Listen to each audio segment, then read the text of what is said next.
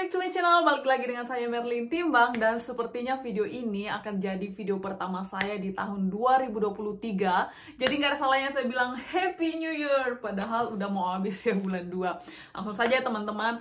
Jadi kemarin itu waktu saya pasang story, sudah banyak banget yang DM story tentang saya ngambil ujian kongosi lagi kangosi ya, kokasi keng kangosi.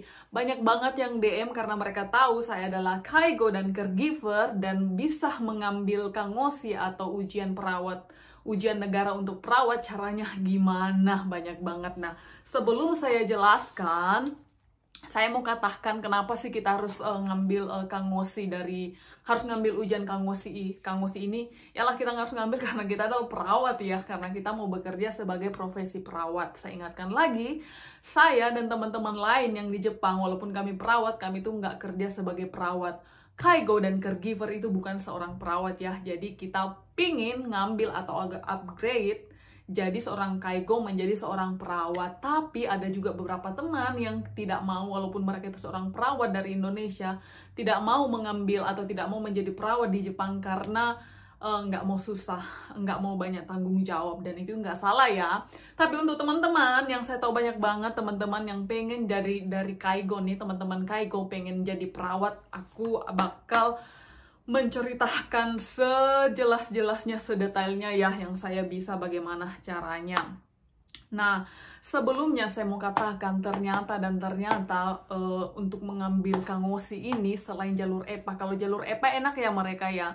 Dari awal memang udah diurusin ya. Udah dari Indonesia yang ambil jalur EPA sebagai perawat itu mereka cuma tahu belajar dan bisa langsung mengambil ujian. Tapi kita yang dari kaigo ini atau caregiver ini, kalau kita ingin berpindah ke perawat itu prosesnya rumit, makan waktu, makan duit, dan stres juga. Tapi nggak masalah, saya mau katakan kalau kita bisa berpindah.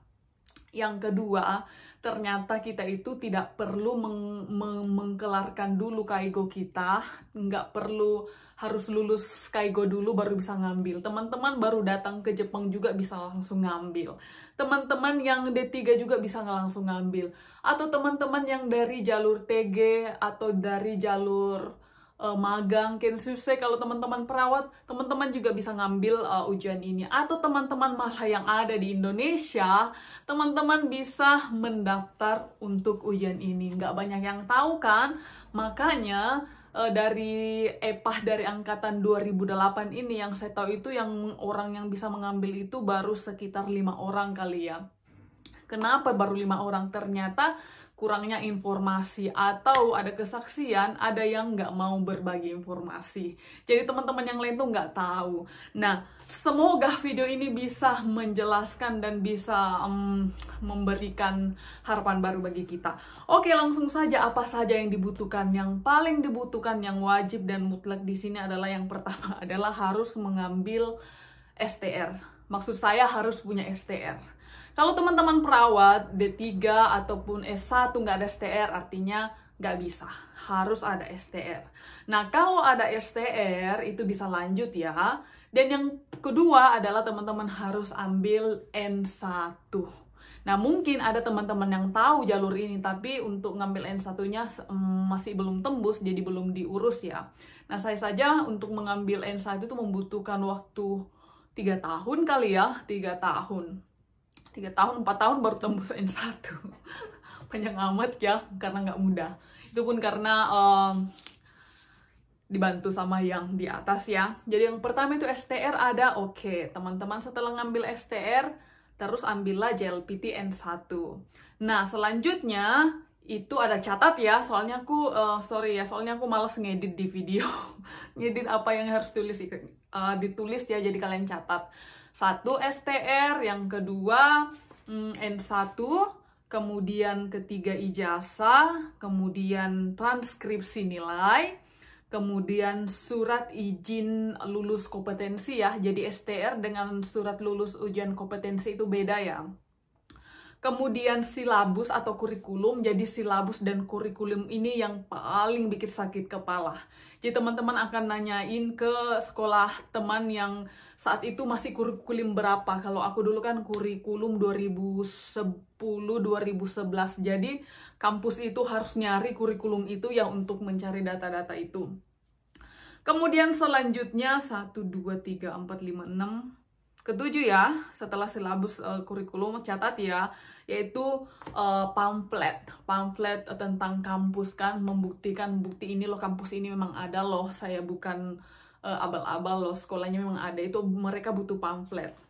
Kemudian ada juga yang undang-undang keperawatan, jadi mereka di linknya nanti aku tulis ya, linknya di mana teman-teman boleh lihat secara detail maksudnya.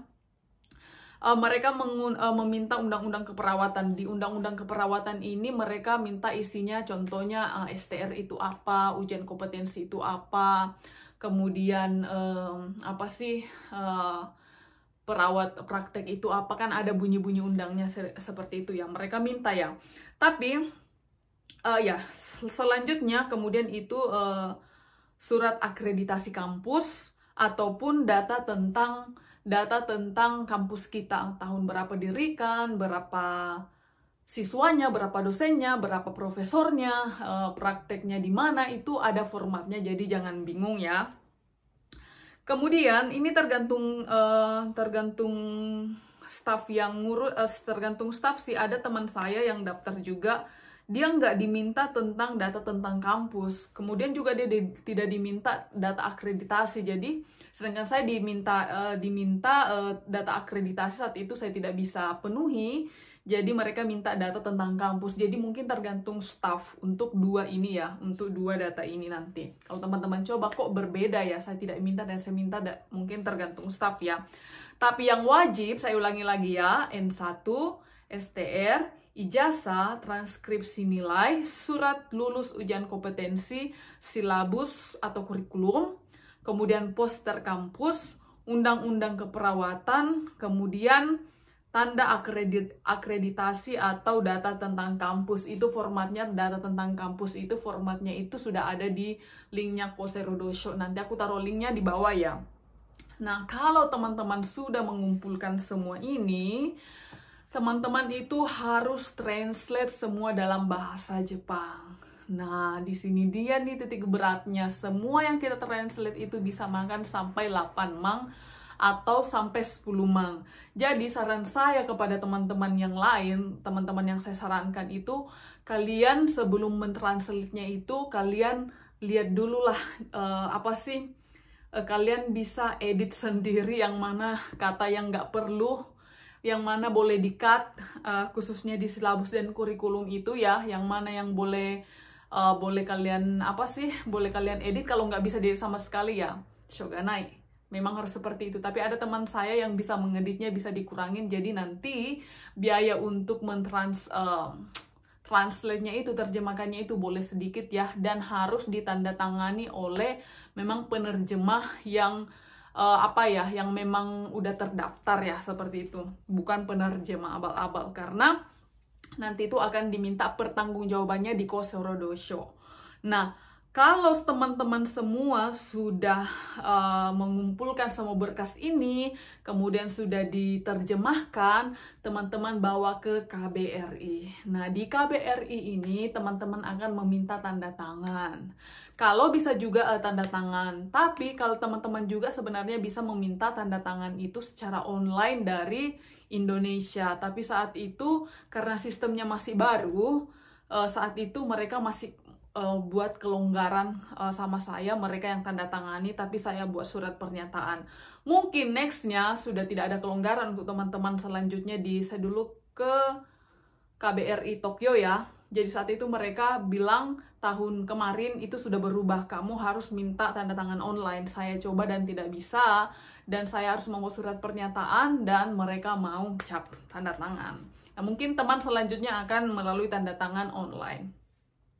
Nah, kemudian untuk semua data-data yang teman-teman dapat nih, sepertinya ijazah, STR, maksudnya ya apa sih, silabus kurikulum atau poster atau undang-undang keperawatan, kemudian semua data yang tidak ada tanda tangan, tidak ada tanda tangannya, memang di situ tuh harus dilegalisir ya. Contohnya silabus kan ya, atau pamflet kan tidak ada tanda tangan di situ kan ya, teman-teman harus minta tanda tangan dekan ataupun rektor saat itu. Rektor itu apa ya? Rektor itu ketua atau kepala dari kampusnya itu ya. Soalnya kemarin ada yang tanya rektor apa gitu, beda ya kali istilahnya di tempat lain ya. Sudah terkumpul semua datanya, sudah diterjemahkan, sudah mendapat legalisir dari kampus dan mendapat legalisir dari KBRI. Kemudian selanjutnya teman-teman masuk ke link Coursera Dosho. Untuk Kang Mosi nanti aku taruh ya di bawah. Untuk linknya taruh di bawah, teman-teman silahkan klik atau ketik. Kemudian teman-teman download, masuk ke bagian cari, ke bagian Kang Mosi. Di situ ada 3. Ada Hokengshi, ada Josangshi ya, bidan. Oh iya, bidan ternyata bisa juga. Teman-teman bisa jadi bidan di Jepang ini. Ternyata ada ya, semuanya ada ternyata. Cuman kita nggak tahu ya, bidan. Kemudian yang ketiga itu perawat. Klik yang perawat. Nah, sampai di mana tadi aku jelaskannya? Oh, teman-teman masuk ke link Coursera Dosho ini, pilih bagian yang ketiga, soalnya perawat ya. Dan teman-teman di situ akan mendownload surat kertas formulir pendaftaran. Kemudian di situ juga disuruh siapkan kartu identitas, kemudian medical check up. Setelah diisi surat pendaftaran, disiapkan kartu identitas, entah itu Saryokado atau password,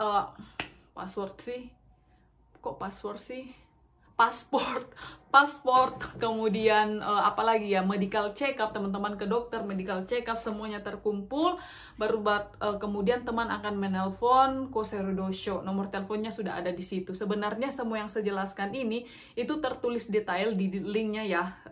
Teman-teman bisa baca sendiri. Saya cuma jelaskan secara garis besar dalam bahasa Indonesia karena di situ semua bahasa Jepang ya. Semua terkumpul. Teman-teman telepon Coursera Dosho itu biasanya mereka buka dari bulan April sampai bulan 8 ya, itu pendaftarannya.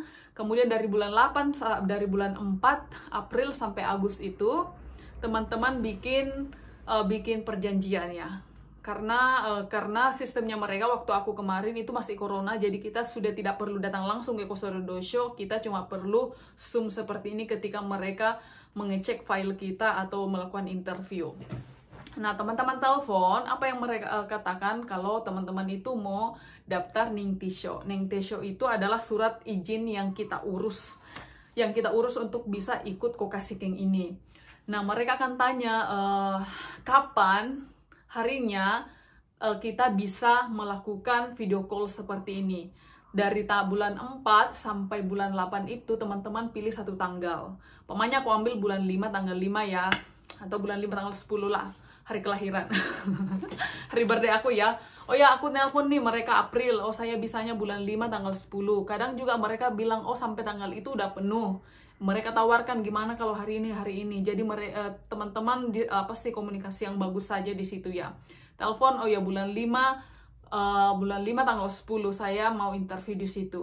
Oke, itu saja buat perjanjian. Nah, sebelum tanggal 5 bulan 10, semua yang teman-teman data yang teman-teman kumpulkan tadi itu teman-teman copy. Semua di-copy dan silahkan dikirim ke Coursera Dosho ini. Di mana alamatnya? Mereka sudah taruh alamatnya di link itu, dan juga kirim softnya di emailnya. Emailnya di mana? Alamat emailnya di mana? Alamat emailnya juga sudah ada di linknya mereka. Oke ya, clear ya sampai sini. Semua data terkumpul, telepon, bikin janji, interview kapan. Kemudian pemain sudah tentukan interviewnya, kirim semua berkas-berkasnya itu sebelum hari interview. Jadi artinya mereka ada bahan untuk dilihat. Kamu juga mempunyai ada bahan untuk dilihat saat nanti pencocokan atau mencek cek mana yang salah, mana yang tidak bisa, mana yang kurang. Nah, seperti itu. Jadi setelah anggaplah saya sudah interview seperti ini, mereka akan katakan, oh ini kurang, ini salah, ini. Jadi mereka istilahnya koreksi. Jadi jangan takut ya, jangan nervous, koreksi. Jadi kita usahakan. Jadi kalau kita bisa memenuhi apa yang mereka minta, bisa memenuhi apa yang kurang dan memperbaiki apa yang salah, kita kirim ulang, itu kita catat ya. Jadi teman-teman sedia note saat itu, teman kirim ulang ke mereka, dan itu sudah dikirim dengan apa ya, masih copy tapi sudah ada apanya ya, itu copy ya, ya masih copy ya, kayaknya masih copy. Nah setelah teman-teman sudah kirim ke sana itu, dan kalau ada yang kesalahan lagi mereka telepon sampai betul sebelum habis waktu pendaftaran ya. Makanya mendaftar lebih awal itu lebih bagus. Nah setelah mereka tidak ada komplain, mereka akan telepon kapan kamu bisa datang ke Kusorodo Show untuk membawa semua berkas asli. Nah semua berkas asli ini yang akan dibawakan ya. Jadi sebenarnya nanti juga di link itu teman-teman akan lihat berkas apa yang harus dibawa ke Kusorodo Show dan berkas apa yang harus dikirim setelah kita interview pertama. Seperti itu dijelaskan semua di situ ya. Semoga dimengerti ya. Lanjut ya, setelah aku pergi di Kusorodo Show, mereka mau lakukan apa? Jadi mereka mau interview langsung in person secara pribadi, dan mereka mau pastikan kalau kita ini asli apa adanya, saya adalah orangnya yang tertulis di semua berkas yang saya kirim. Dan mereka akan tanya-tanya bagaimana saya di Jepang sudah berapa lama, lewat jalur apa, seperti itu ya, komunikasi, cek. Setelah aman, mereka bilang oke, hasilnya kami nanti kasih tahu bulan 11. Jadi hasilnya bulan 11 itu teman-teman bisa melihat apakah teman-teman layak mengikuti Kokashikengnya si perawat ini, kanggo si Kokashikeng atau tidak. Nah, setelah teman-teman sudah mendapat dan setelah Ningtesho itu sudah didapat, teman-teman sudah bisa mendaftar Kangoshi bulan 12 dan ikut ujian bulan 2. Nah, kemarin saya dapatnya bulan 11. Ujiannya bulan 2, belajarnya 2 bulan. Makanya tidak lulus. Jadi waktunya singkat. Jadi teman-teman, saran saya kalau teman-teman memang niat untuk ngikut ujian Kokashikeng, jangan kayak saya ya. Saya itu nunggu Ningtesho dulu atau izin ikut ujian ini nyampe baru start belajar, terlambat. Teman-teman sementara ngurus, teman-teman belajar. Kadang aku mikir ya gimana kalau nggak lulus, rugi dong belajar. Belajar nggak pernah rugi. Jadi teman-teman sudah start belajar sekarang sambil mengurus izinnya, entah itu lulus atau enggak itu urusan belakang. Kelar ya, semoga ini bisa menjawab dan semua teman-teman yang meminta video ini bisa membantu. Dan jangan lupa like, subscribe, share supaya saya juga semangat membagi informasi dan membuat video. Bye bye, semoga diberkati ya.